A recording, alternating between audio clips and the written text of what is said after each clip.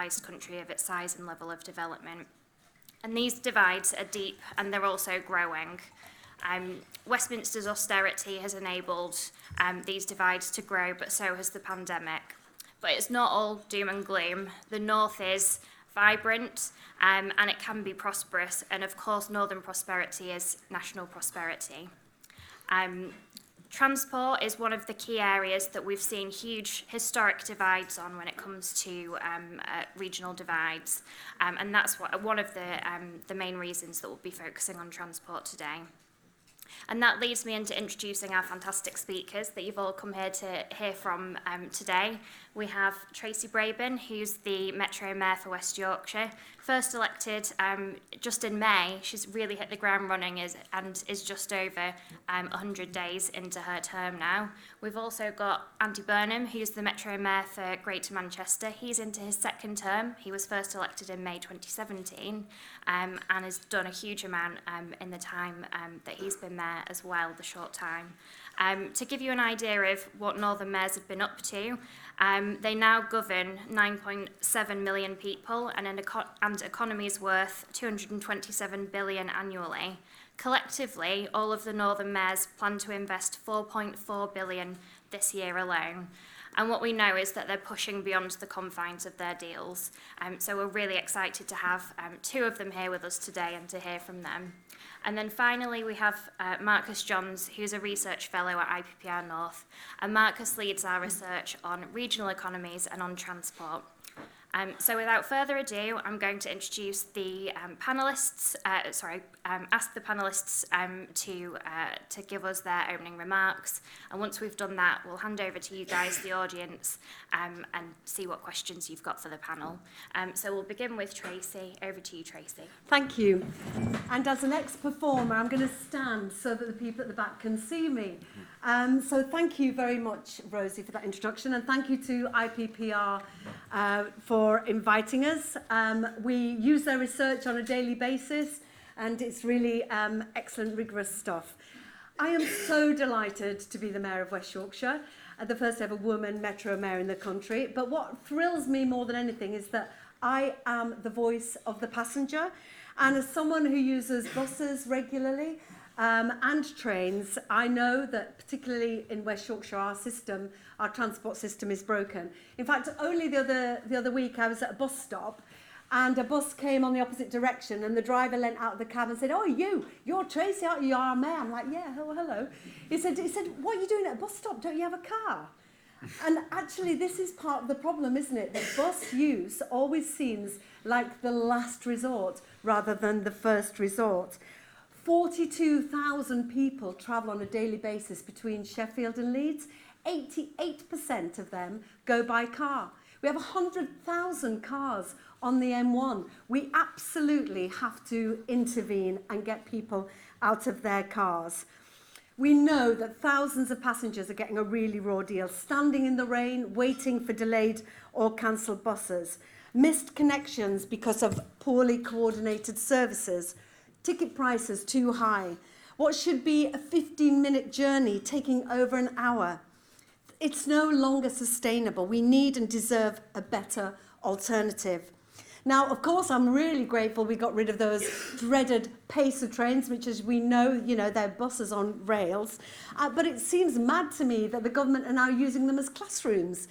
But I suppose we should all welcome their recycling commitment, I suppose. Let's not be tardy about that. Investment in transport infrastructure per person in the north eastern Yorkshire is only a third of that of London and the southeast. So to catch up, we need an extra £58 billion spending this side of the Pennines. Obviously, as we emerge from the pandemic, the challenge is even greater, isn't it? 1 in 3 say they'll never feel completely safe again on public transport. We must tackle that anxiety by delivering a better service that people trust. So what does this better future look like? Well, creating an environmentally sensitive railway would be a gift for future generations. We cannot tackle carbon emissions whilst improving our networks. we can tackle carbon emissions. Sorry, for those of, just misheard me there. And if we're ever going to level up transport, the joined-up system is the way to do it. For kids to be able to choose the university of their choice, not the one they can afford to get to on public transport. Apprentices to get to those great job opportunities and not think that that's not for them. Those families that want to get out on day trips, being able to afford it when you've got a family of 4 at exorbitant prices. Now, we've got Michael Gove as the new Levelling Up Minister, and I'm an eternal optimist. And I do think that his approach, he wants to make a difference. He's often quite rigorous. He's a reformer. So I'm open-minded about our relationship. But he does need to hear from all of us, the mayors. It does, though, need to go beyond name changes of departments, doesn't it? Rebalancing our economy needs mayors and local leaders, those of us closest to the issues, to be able to make decisions that work for all of our regions, rather than leave it up to strangers in Whitehall and Westminster.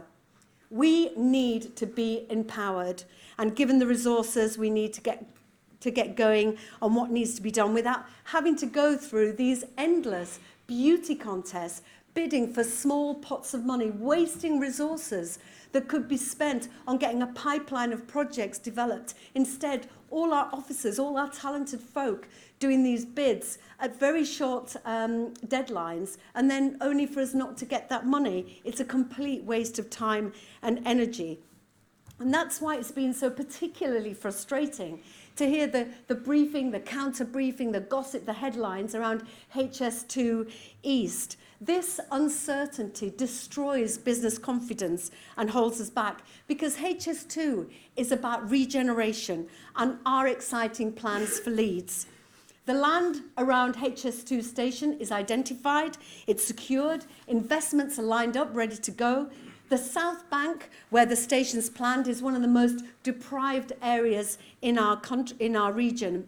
And the new station will support the development of 8,000 new homes, create 35,000 new jobs for the area, giving hope and opportunity to that part of the city where it's so desperately needed. And just personally, it's also the place where the British Library of the North is also going to be situated at Temple Works. And to have a brilliant brand new station like King's Cross, Temple Works next to it, this could be absolute game changer for the North.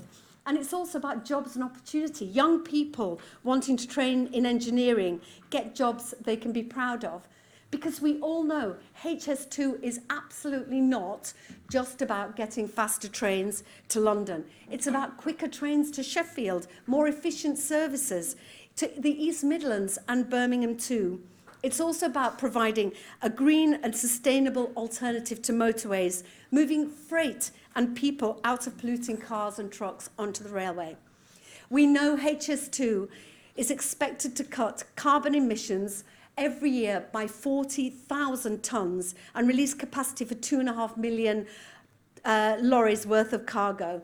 Together with Transpennine Route Upgrade, we can transform the legacy left by the Victorians and deliver a railway fit for the 21st century. Give us the same level of public investment funding for infrastructure that London's benefited from for decades, and we will deliver. We can deliver. We have a history of being able to deliver quality zero-carbon mass transit system. We can do it. With trams, we can connect people across our region, putting us on the right track for our ambitious target for net zero carbon emissions by 2038. A couple of weeks ago, I was really proud to open the country's first ever fully solar-powered park and ride. It's all-electric buses, it's a capacity for 1,200 vehicles, numerous EV charging points. This is the future, and I'm happy to lead on that. Just very quickly, if I can also add about equality, diversity and inclusion. Improving inclusivity and accessibility of public transport is critical. And as a minimum, we must make it safe and accessible for all, especially women and girls. But we also need to look at the structural issues at play about the type of journeys people undertake. For too long, Public transport's focused on that commuter going into the city centre at peak times. But we know the world of work has changed, and will it ever get back to how it was? But if we don't support the people we represent, then we've failed them. And certainly, I found it very moving to hear that only the other week a group of workers going to an out-of-town new factory. The only way they could get there is one of the workers travelled in the boot of an already full car. Now, this is untenable and unacceptable, especially when they're on zero-hour contracts on minimum wages. There's no Uber for those workers. They have to travel like that. And we need to put a stop to it by making sure we have the joined-up transport system that we need. Our transport system needs to serve all the community. Caregivers, a burden often carried mostly by women who need to travel to A to B to C and then on to D on any given day. They are paying more than others because their fare isn't capped and they don't have an employer who can give them a season ticket loan. Capping daily fares will help with this. Too many stations, not accessible. 17% of stations in West Yorkshire, no step-free access. We must adapt and be flexible for our community. So finally, how do we make it all happen? Well, of course, we need genuine commitment and investment from government, 60 announcements and re-announcements of funding, and not a shovel in the ground. Of course, we're doing our bit in West Yorkshire. We've got a new platform, Zero at Leeds, an improved concourse, new stations at Appley Bridge, Kirkstall Forge, a new one at White Rose, at Wakefield, a new Westgate station, which has really supported the regeneration of Wakefield. But it can't be delivered at scale with the ambition that we have without government's support and help. We need those powers, we need the funding. And just since my election, it's been so fantastic to be able to work with other mayors, and particularly Andy, who's been such a supporter and so kind to me in the first few weeks, championing the issues that we all care about, working as a team. And that's what devolution deals and Transport for the North statutory status mandated us to do, to work together. And Transport for the North is the voice of the North. It is our opportunity to talk to government and get things done.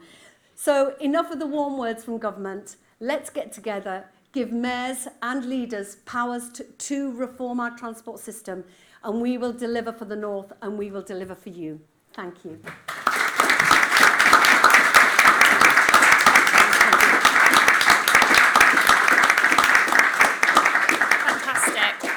Really powerful words there from Tracy Brabin. I'm now going to ask Andy Burnham to open. Thank you. Thanks very much, Rosie. Afternoon, everybody. It's great to see such a packed room, isn't it? It's great, Tracy. yeah. It shows the building interest in transport outside of London. And I think this is becoming a really big political issue. Finally, I think we can all say, can't we? Because it should have been a bigger issue before, but at last it's getting the attention it deserves. And it's kind of one thing being in windswept Brighton today, but I just want for you to a minute to sort of transport your minds to what's going on in sunny Manchester right now. Because what's happening right now is that there's a double-decker bus, modern bus, being put in the new yellow and black B Network livery, which I'm sorry to disappoint the traditionalists, like Nick Robinson, who wants orange and white buses like they were when he was growing up. But we're not going back to orange and white. We're going to have a brand new London-style yellow and black B Network in Greater Manchester. So the trams are being dressed up as well with that livery right now. What else is going on in Manchester right now? There's a big warehouse near Piccadilly Station. The DJ decks are being rolled out. The lighting is being put up. The sound system is being put in. We're getting ready for Gove Night, the special hacienda. And it's all part of the lobbying effort because they're coming to Manchester next week. And we're going to make levelling up real for them. We're going to show them what it can look and feel like. And it will be there outside their conference centre. The B Network bus, the tram, and that's the vision that we are now putting into effect. And actually, it's a template, Tracy, isn't it? You know, we will work together on it. And the minute we show it can work in Greater Manchester, then it goes to Leeds and it can go all over the country. And it makes levelling up real for people. I am the only person who can do this right now in this current spending review period, because I've taken the decision to put buses back under public control after 35 years of deregulation.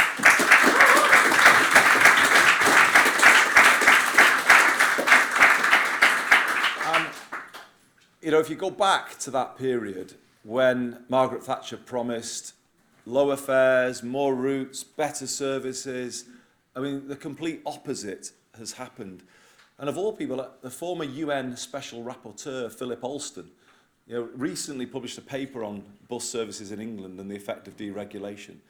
And it's worth reading, look it up, because I could give you all the stats, but it's better to go there, because he really quantifies the effect on the economy of, you know, pricing or removing services so that people can't get to jobs and opportunity, the effect on people's mental health with increased isolation with a number of our communities. How many communities across the north you will know of that are completely isolated when it comes to transport, and the effect that then has on people's lives. We've put up with this for far too long.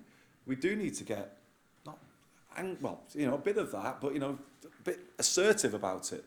Why does public transport cost much more in the poorest parts of the country?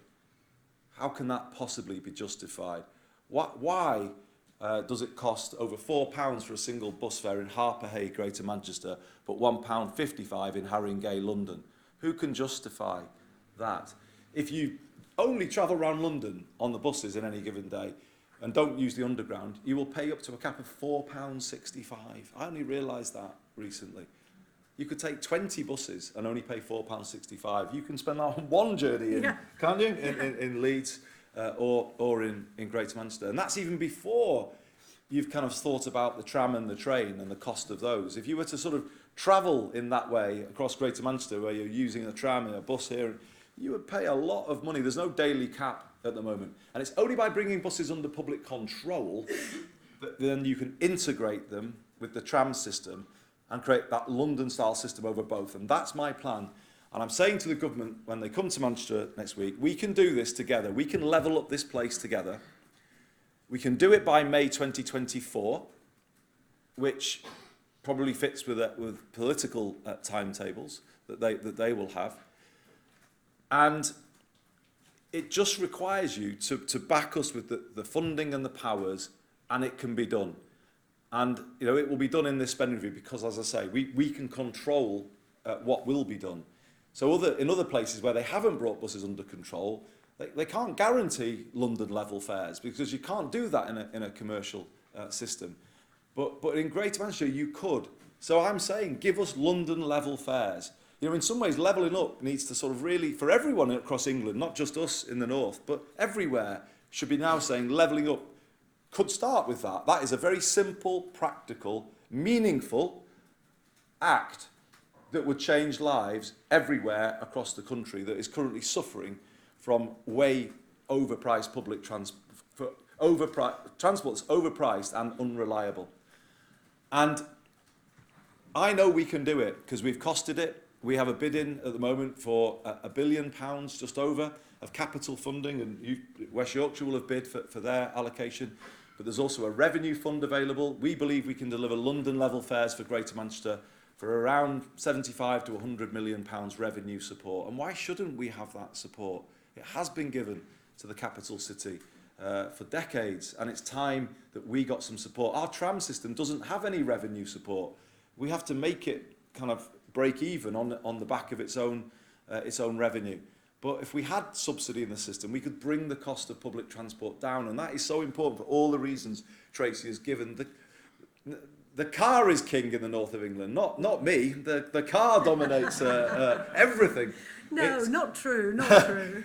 We've been building for the car, I think, for a long, long time. And we have public transport so fragmented and overpriced that it isn't good enough to get people to work. And so I'll just make that explicitly clear in the coming days. This can be done because we are ready to go.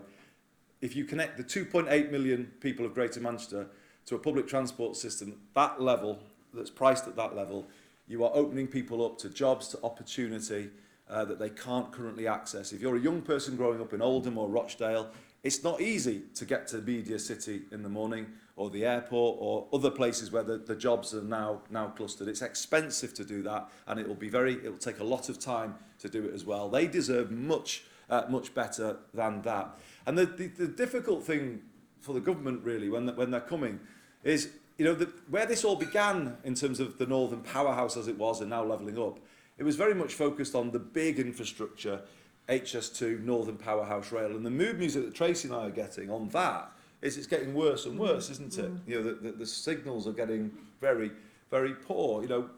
We are being told now still that the HS2 station at Piccadilly will be built completely on the surface, and basically will take up all of our development land around Manchester Piccadilly, which basically, again, wouldn't happen in London, because it couldn't happen in London, because the buildings are already there that's clustered around the big stations in central London.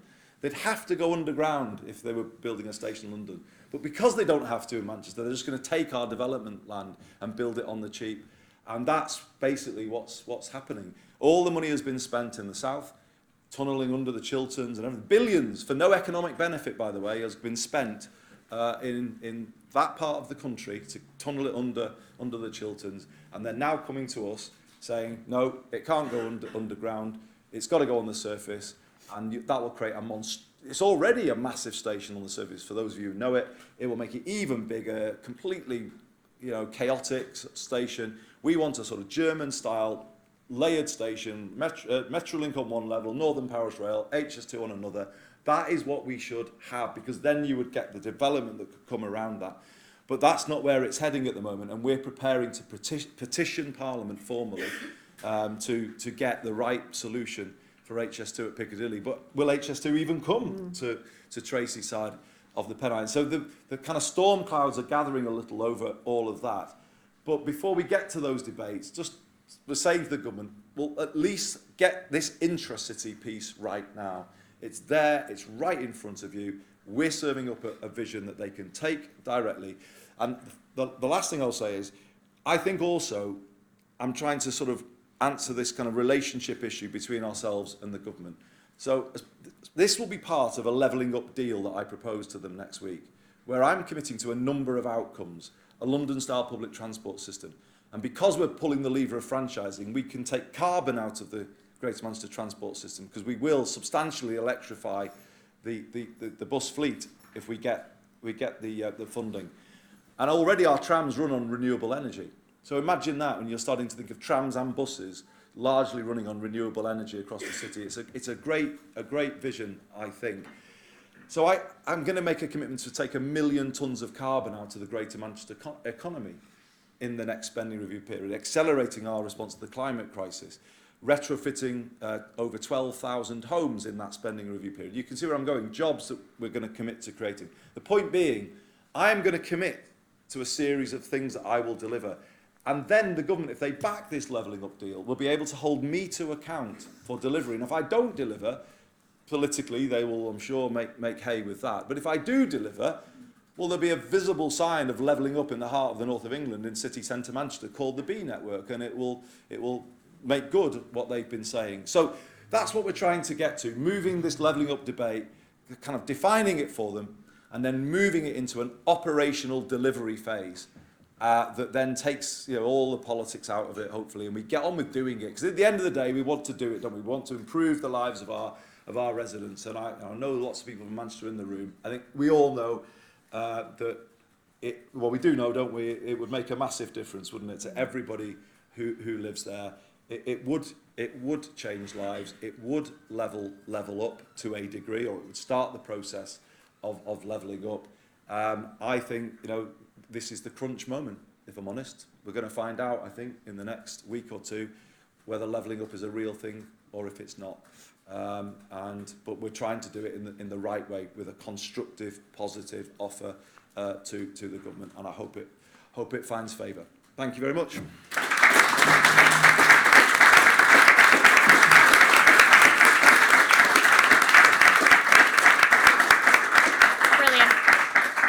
Thank you, Andy. Over to you, Marcus. Thanks, Rosie. Unlike Tracy, I'm not an eternal optimist, but having listened to what they said and the ambitions that Andy and Tracy have outlined, I have real cause for optimism. And I think that the power that devolution has afforded our city regions is ready to provide a public transport revolution for the 21st century.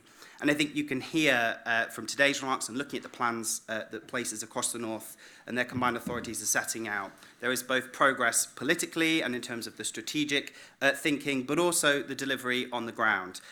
You think about Greater Manchester, they have plans to deliver 100 kilometres of new active travel infrastructure this year. And this is a really important moment. It's a crunch moment, as Andy described. We've just been through a pandemic where we overnight changed our behaviours and where we are and how we get places. We saw passenger levels collapse. Recently, we've seen a surge in passenger levels, and I think if you look at the most recent figures, the North's railway usage is returning to pre-pandemic levels, and we're seeing full and standing trains leaving the North cities at peak times. But at the same time, we've seen a disproportionately fast return to cars, and as Tracy said, people are anxious. There's a third don't feel that they will ever feel safe again. And that's really concerning when you think about the next important moment, decarbonisation. The clock is ticking on our aspirations to get to net zero. Greater Manchester, West Yorkshire have plans to be net zero by 2038 and nationally by 2050. That is not possible without a significantly improved public transport network. And from a North perspective, we face a really important few months this autumn. We anticipate the long-delayed integrated rail plan, which will set out how government intend to integrate High Speed 2 and Northern Powerhouse Rail, absolutely crucial to the connectivity between our northern cities. We await the Levelling Up white paper, again delayed, that will outline the powers that mayors may have additionally over public transport and hopefully broaden devolution to the places that have not been able to benefit from it so far.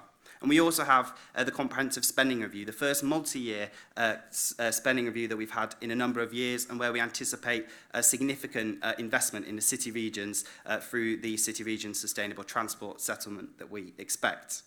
But despite this, and despite my optimism, we're not in the right place yet. Outside of London in particular, as a country, we are behind many of our comparator nations. We don't invest enough in public transport, whether that's in large projects like Northern Powerhouse Rail or in small things like new bus stations and cycle lanes. Our local transport authorities are simply underpowered and underfunded in comparison to our neighbouring peers, particularly Germany and the Netherlands. And we've had a decade of austerity that has hammered the capacity of local government to do strategic thinking and to get ready these plans that they're expected to provide when the next beauty contest rolls around. It's not going to be easy to fix this, but I think, as we've heard today, Metro mayors have ambition, and I think that they are the right people at the right place, and now is the right time to really deliver on a 21st century public transport system. At IPPR North, we've identified 3 roles that we think mayors play. The first is that mayors invest. They invest funds that have been devolved to them from central government, and we anticipate that 4.2 to 6.8 billion pound settlement at the comprehensive spending review. But they can also raise revenue locally, such as through the mayoral council tax precept. The second role that mayors can play is that they can integrate public transport at the local level. They can set timetables, fares, routes over those modes that they control. And as we've heard, Andy is taking forward bus franchising to extend his ability to do that with Manchester Metrolink, and I know that Tracy is investing in taking that forward in West Yorkshire too. The third role that mayors can play is that they can lead. They can set out bold and inclusive visions, I think like we've heard today, for their public transport networks. They can lead politically on some of the hard stuff, the community-focused work about getting people out of their cars, taking forward clean air plans, and things like that. And they can lobby up for the powers and the resources that they need to deliver on their plans, like a B network bus at a Conservative conference or Gove Night. But I just want to come back to integration, because I think when we think about integration, we often picture many of the things that we've talked about today, getting off a tram, onto a bus on a single fare. But integrating transport is about more than just modes. It's about how you integrate transport and transport policy with your wider policy priorities, with your land use planning, with where you're going to build houses, with health services, education and skills. And IPPR North's research has highlighted how devolving transport policy and integrating it provides significant benefits across all of these. And we know that at the local level, policy is becoming more objective-led. Mayors are setting out their missions for the places that they govern. 100 days into the mayoral terms, we published some research that showed that they have really ambitious visions over the next 10 to 20 years that reach beyond the powers that they have. And collectively intend, as Rosie said, to invest £4.4 billion this year alone.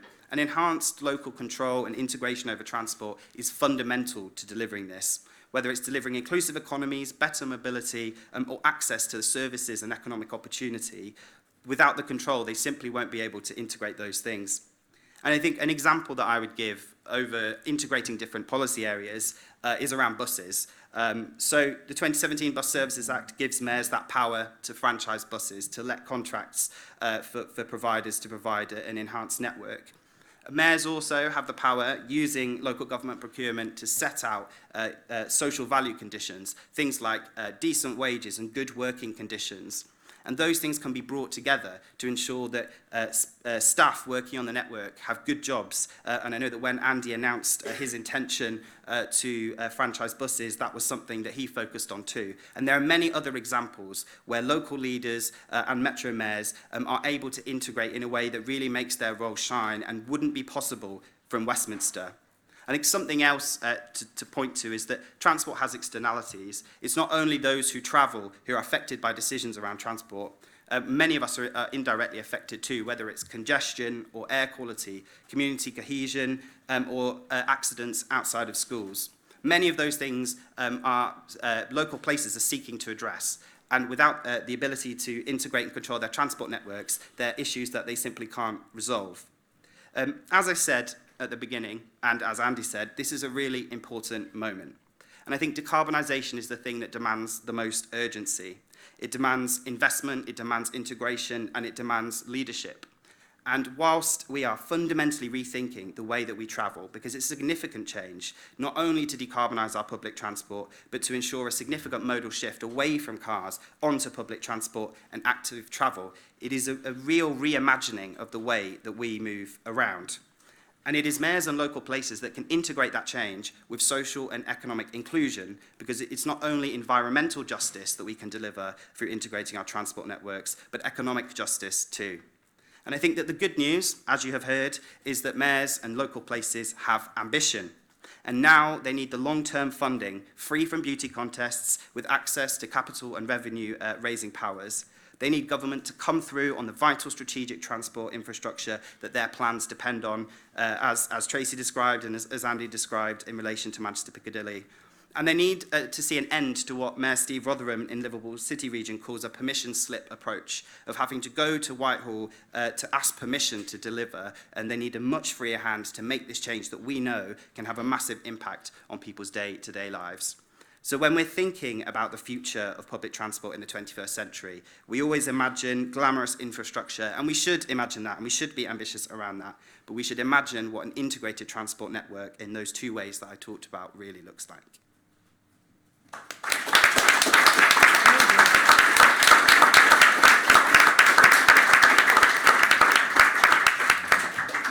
Okay, it's now on to the question and answer session part of the event. So if you pop your hand in the air, we'll take questions in rounds of 3, and we'll try and get through as many as we can in the next 20 minutes. So we'll start with, do we have a roving mic? We do. We'll start with the lady with the nice pink headband on, and then go to the lady next to her, which is nice and easy. For the mic, and then we will go to the gentleman here in the denim jacket. Hi, it's Caitlin at the Yorkshire Post.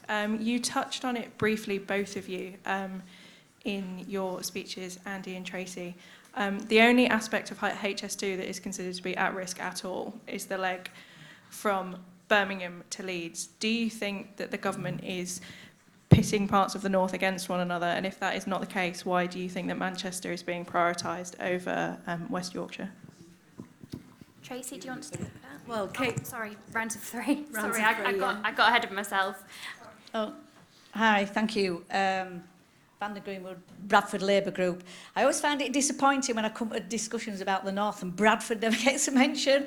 You know, we've got 530,000 citizens that live there, so it's a little bit frustrating, but we're here to bang that drum. But nevertheless, Tracy, I'm pleased, we're all pleased that you recognise that Bradford needs to be on the NPR line between Manchester and Leeds, so hopefully you'll continue fighting for that. Andy, Manchester is a really important economic partner for Bradford, so I'm just wondering how important is it to you to have better connected connections between the two cities? Hi there. Thank you for talking to us. My name's Nick. Just a quick question. How, given the increasing costs of HS2, as we've seen in the news over the last couple of years, how can it be ensured that the prices are low enough for commuters but expensive enough or high enough so that it offsets against the cost of the project overall? Okay, thanks. We've got HS2 places being pitted against each other, Bradford and Manchester, and the cost of HS2 and keeping those low. So, Tracy, do you want to start on HS2, and then Andy, I'll ask you to come in on Bradford. well, Caitlin, I share, honestly, you and I have spoken many times and with the YP about HS2 and the frustration that we are no nearer understanding whether we're going to get HS2. It is really, really important that we have that parallel line that takes faster passengers so that we have an opportunity for freight to be taken off the motorway and onto the rails, and we can have opportunities for stopping lines so that it means that smaller communities also get an opportunity to use a rail network. I'm speaking to ministers, it feels like on a daily basis, trying to get information out of them. It does feel like it is paused. We're making the case that we are going to hopefully have a strategy to get from Leeds to Sheffield, at least, and to bring in partners and businesses and to try and get government excited about that opportunity. But it is important, it's vital, it's part of our commitment to zero carbon as well. So deeply frustrating. We'll know more once we see the integrated rail plan. You talk to ministers and they say government is still committed to HS2 to Leeds. So what do you do with that? I mean, do you say you're lying? Other people in the room might say that. I possibly couldn't comment, but it is very frustrating. Regarding Bradford, I'm so sorry I didn't mention Bradford, because I absolutely believe in the opportunity of Bradford, because with that Northern Powerhouse Rail stop, that intra-stop between Bradford and Leeds and Manchester, we have another opportunity that is not just the Transpennine. And I'm back on the Transpennine route, and already we're squashed in, and that is that's not even pre-pandemic numbers. So it's something I'm working with Susan Hinchcliffe on, where in every meeting I speak about it. It's part of my plan to support Bradford to absolutely have the opportunity to really flourish. Regarding HS2, I think the cost to us is in climate change. I think what do we do if we don't pay for HS2? We pay in another way. So obviously you have to make it attractive so more people use it, so then you get your footfall, you get your ticket revenues. But to be honest, these infrastructure projects, this is the only one government are offering Yorkshire. If it's not this one, what else is it that is part of your levelling up agenda? You have to invest in us. We've had decades of underinvestment. So even just to get to where potentially, we should have been 10 years ago is millions of pounds worth of investment. We have got to do it as a matter of urgency. Andy, do you want to come in? Yeah, so I would absolutely agree with Tracy. Why are we always being asked to choose, when it comes to transport in the north? Why do we have to say you can have a western leg of HS2, but you can't have both? And effectively what it sounds like, we want both. To answer your question, I've been told that the business case for HS2 London to Birmingham doesn't add up unless you add Manchester into it. So the Manchester bit makes the whole. That's why I think their sort of the talk is in the way that it is. But I don't know. That's just what's relayed to me. But it absolutely then links into the Bradford question, and we were in Bradford, weren't we? Not so long ago together. I love Bradford. Don't worry. And we've made the case at TFN. All the North has actually for Bradford, so don't feel neglected because we all backed it, didn't we? We all insisted on that route via Bradford, and that was the power of TFN actually. And it's really important to support Transport for the North, everybody, because this is an organisation that has tried to be. Well, I think the government would like to sideline it more and more, and we mustn't let that happen because that's the place where we can speak with one voice as the North of England. It's a statutory body that's ours. We control it, if you like, because it's Northern leaders. And we all backed Bradford, honestly, we did. And we now need to stay firm behind Northern Powerhouse Rail because it will bring huge benefits to the city, as you say. And just then, but lastly, because I think you're raising a really important question about the cost, again, of transport. I'm really, think this has got to kind of be the thing we talk about more and more. The cost of rail travel is it's just unbelievable, isn't it, when you compare it to other countries. I got a train from Manchester Piccadilly to Reddish North a few weeks ago. It was like, I think it was like £4, I can't remember, £3.80. It was a 7-minute journey, one stop, £3.80, I think it was. I can't remember, something like that. But then if you think about, imagine a young person in Manchester who gets a job interview, and the interview's at 10 o'clock in the morning in London. What do they do? How do they access that opportunity without completely putting their finances with money they've not got, to buy a rail ticket or go stay in a hotel? It's just not right, is it? You shouldn't have a transport system that is just people are unable to use it in peak time because it's just so unbelievably expensive. I mean, how much more is it than a plane ticket to get a train from Leeds or Manchester to London? I mean, it's absolutely ridiculous. All countries around the world are starting heavily to subsidise public transport for environmental reasons, and we've got to go in exactly the same direction. And we do need to, I keep saying this, we need to speak out more about the actual cost of. I did a video, I don't know if people saw it, where I just went from Middleton to Media City, and I've done another one on disability access, just showing the reality of transport in Greater Manchester. But for Greater Manchester, read Leeds, read Liverpool, read anywhere. I don't think it's understood in Westminster how poor it is, how inaccessible it is. All those stations that Tracy mentioned, I think it's 40% of stations in Greater Manchester have step-free access. I mean, what's going on there? We're kind of saying, if the idea that people with protected characteristics under the Equality Act can't access a key public service and aren't likely to be able to until 2070, because that's the date by which all the stations will be fixed. I mean, where's the outrage about that? I mean, there needs to be outrage about that. So all of these things, I think, need to be exposed increasingly, and it's why it's great to see this packed out Fringe today, because I think people are kind of saying enough is enough, aren't they? And we want we've been promised a lot now, haven't we, by George Osborne, David Cameron, Theresa May, Philip Hammond, now Boris and Rishi. They've all promised us a lot, and there's barely any delivery so far. And really, that needs to start changing right now, as Marcus rightly said.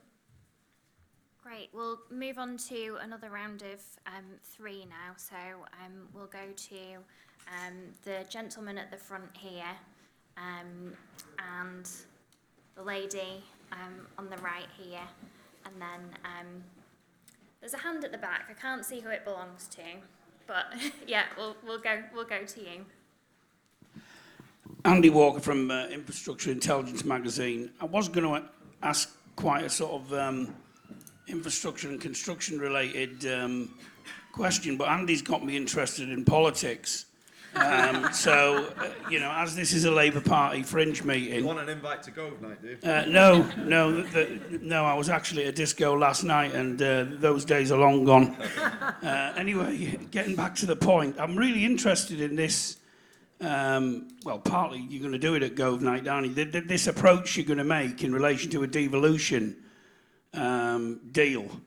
What happens and how do you view it if, let's say, for the sake of argument, you get what you want you do the business, and in 2 years' time, the Tories hold Greater Manchester up as a reason for how they've sorted things out, and we've levelled up, and aren't we great, and all the rest of it. How do you view that from a Labour Party perspective in relation to maybe your party's electoral chances at the next general election?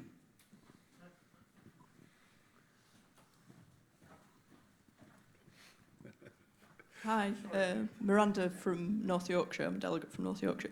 I was just interested in how what some of you guys are doing might translate to a more rural model, because we don't have a mayor, but we are moving to a unitary authority with a mayor in the next couple of years, I believe. North Yorkshire County Councillors are obsessed with road building. Everyone has a 70 grand SUV. We need to get people out of their cars for different reasons, perhaps. But I dread to think what percentage of journeys around North Yorkshire are by car. So it's maybe a slightly different problem, but I'm interested in kind of learnings and how you might approach that.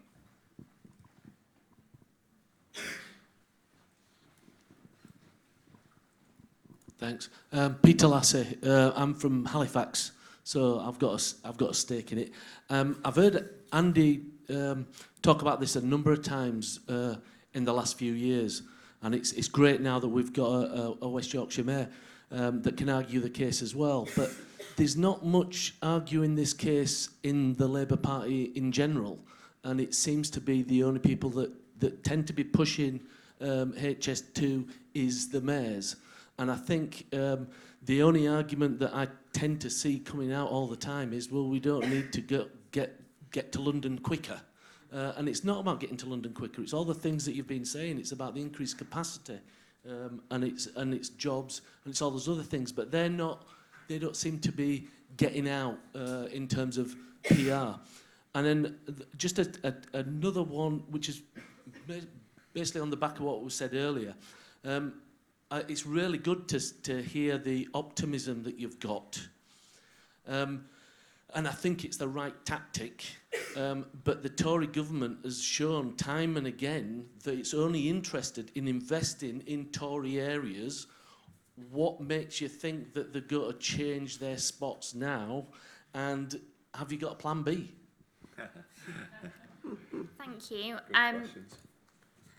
Yeah, the gerrymandering one's really interesting, and it would be interesting to hear from both of you, whether you feel that as Labour mayors there's any difference between how you're treated by government and Conservative mayors.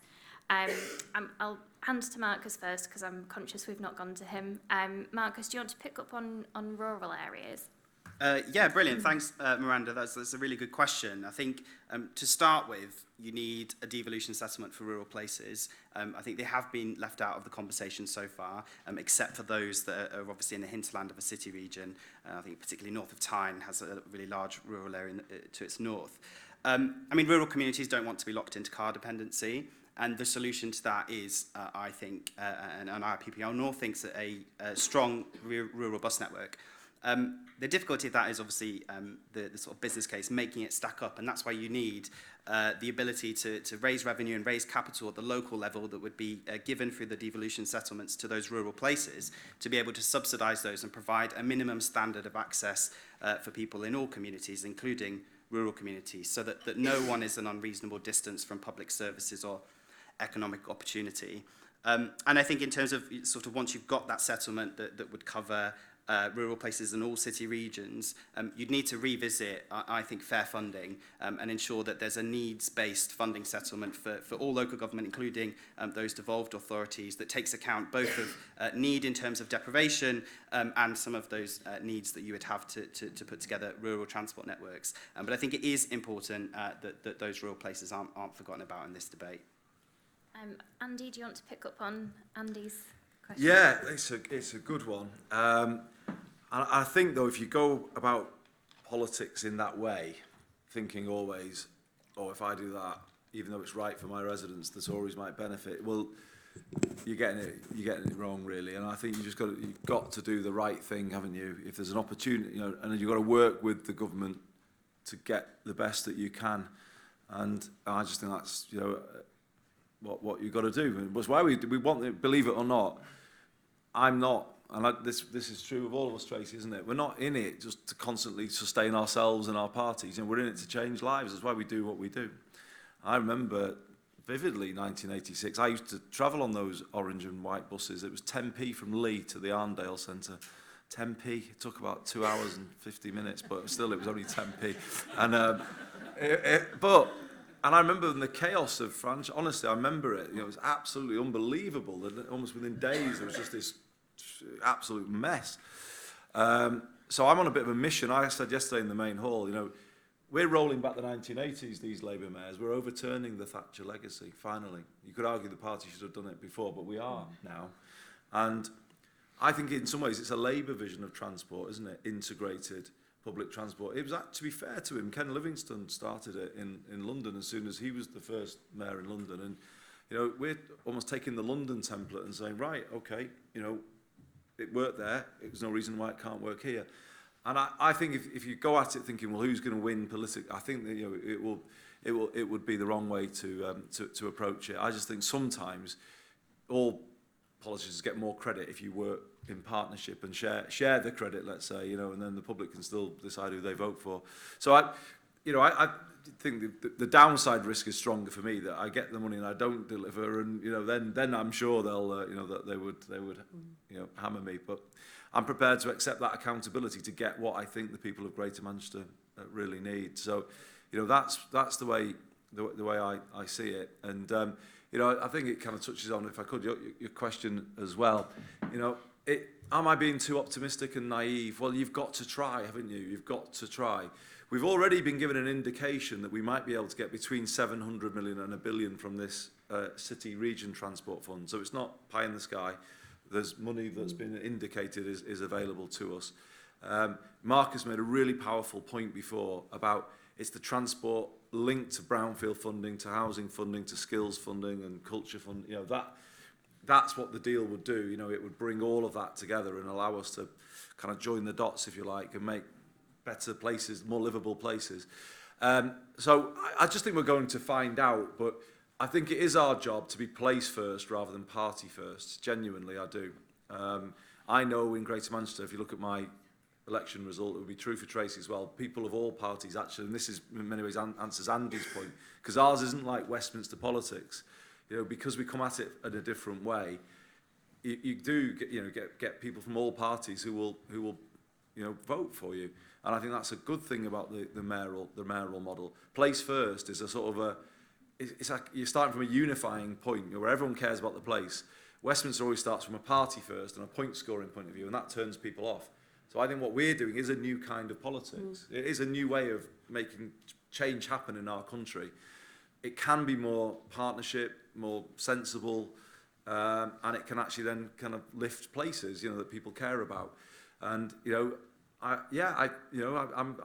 think when they come to Manchester next week, the Tories will see evidence of delivery. If the buildings you see on City Centre, the skyline, they were part actually of an Osborne fund. Many of them have been funded by an Osborne Housing Investment Loans Fund. And it's changed the city.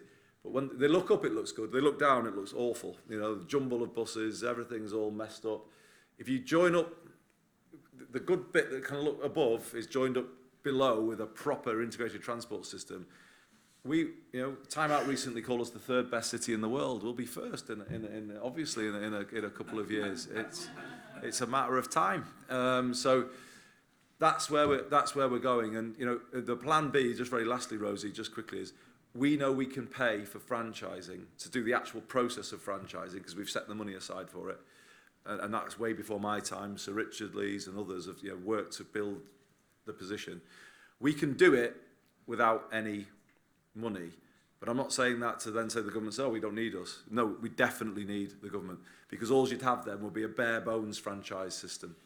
What they need to do is come in and put the frequency of services into the system. 10 minutes like London has got on those routes.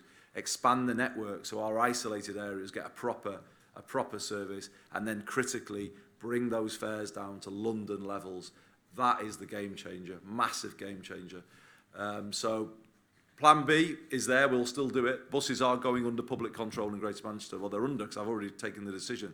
We're just creating the scheme now. But plan, the best plan would be Plan A, where the government does it in partnership with us. Okay, and Tracy, would you like to come in? Certainly, I think when it comes to that pork barrel politics, when it comes to mayoral positions, you can say that a Conservative MP may have got a Towns Fund bid, whatever, but it was a Labour council that bid for it. So we are working in partnership, and whilst that MP might get a bit of the glory, actually we delivered, so we can share in that. And just to say about party politics when it comes to government, I've been saying to government, we have bid for 200 million to start mass transit for Leeds. That's in the Conservative Party manifesto. We want you to work with us on this, but this is above and beyond this Conservative government. This is a project that's going to go on for 3 or 4 different iterations of colour of government. I can imagine it is a 10-year, 20-year project that is not going to happen in the next 2 years, but we need the money now to start the process. But we also need to understand you can't turn the tap off and on again and off again. This is something you must commit to that must be untouchable for the government that comes after you. It's really important. If I could just quickly say about rural, I absolutely get what you're saying. I've now just moved to Slough for those in Yorkshire. Whoop, whoop, whoop, whoop. And I wanted to go to the picture drone where is it again? Home Firth. 15 minutes in a car, an hour and 10 on a bus. It's like, this is madness. That is one of the biggest pulls for our little village, is this amazing venue. And yet you can't get a bus to it and young people can't use it. So I absolutely understand what you're saying. And there must be ways, whether that's an app, and we've got electric cars that people can share. There are ways to do that rural model. You mean people in Yorkshire want to go out and enjoy themselves and spend money? I don't believe that. Just watch this space, mate. Watch this space. Andy, you've got 2 people from Yorkshire on either side. It's a Yorkshire takeover, this speech today. Okay. Enjoy ourselves, but not spend money. Okay. I'm afraid we're going to need to wrap up. So I'm just going to ask the panel, just in one sentence, for if you take one thing away from this panel session, what do they want you to take away? So Marcus, do you want to start? One sentence, very one quick. sentence. Yeah. Okay, one sentence. Okay, so we're at Labour Party conference, and what I would say is that the Labour Party have a start in terms of their vision for public transport, in listening to what it is that the Metro Mayors are asking for and need to deliver their plans. And this is a run-on sentence. I think it requires a change in thinking when you're talking about a party and you've got together to think about the plans for the future, away from what can the Labour Party do in Westminster to improve public transport, to what can the Labour Party do in Westminster in enabling local places and mayors to deliver on their ambitions for the future. And I think not only would that be a radical change in thinking, it would be a radical change in delivery too. So that is what I would say in a very long sentence. Andy? Is it takeaway for people? What would you like? So I've got an ask of you all, and the ask is, please, now we've raised it, never stop talking about the comparison between bus fares in your area and bus fares in London. It's not an anti-London point, because we're celebrating what they've got. It's great. It works. It's really good. But keep pointing this out. It costs X in my area. Please do it in all of your communities, because it shocks people, number one, and it also is just unarguable, isn't it, that we should have the same. So I would just say keep raising this. Yes to the rural areas point. This isn't just about looking after the cities. I think the power to regulate has got to go to all local authorities, rural areas too. Rural areas need that basic level of connectivity, and I think there needs to be almost a deal for rural areas that it's like guaranteed a minimum level of bus service for all communities in England. That's the kind of language we need to start talking, and we need to stick as one, and we need to take these messages, Rosie, to the Convention of the North in Liverpool next month. The North is getting stronger and stronger, more organised. We are speaking with one voice, because I've not heard any dissent in this room today. IPPR North do a fantastic job in supporting us with the evidence, and we're just getting stronger all of the while, and let's keep building it, everybody. And Tracy, your sentence? Yeah, well, building on what has just been said, I would say that the mayors are where the action is going to be over the next few years. We're bold, we're ambitious, we're determined to deliver for our regions. And it's always interesting that the only time the cost of fares is spoken about the North is when you've got journalists from the South who come up to one of the conferences and go, how much? I'm not paying that. And they start to realise the cost. And if I could just add in the cost, particularly for those who make many journeys. For me, I will feel a sense of achievement if I've got that capped fare, because it can't be right that if you go to work, then nursery, then back to work again, then go visit your mum, then do some shopping, then take your kids to swimming, you're paying 5 times more than somebody that just has a direct route into work. So that's really important for me. And just on a lighter note, I can't wait to go to Gove Night, because as West Yorkshire area disco dancing champion, I want to show Gove some moves. That's a big... Gove will be quaking in his boots. Brilliant. Thank you all so much for turning out and for asking such great questions. Do follow us on Twitter, look up our website, and join us in thanking the panel. Thank you, Rosie.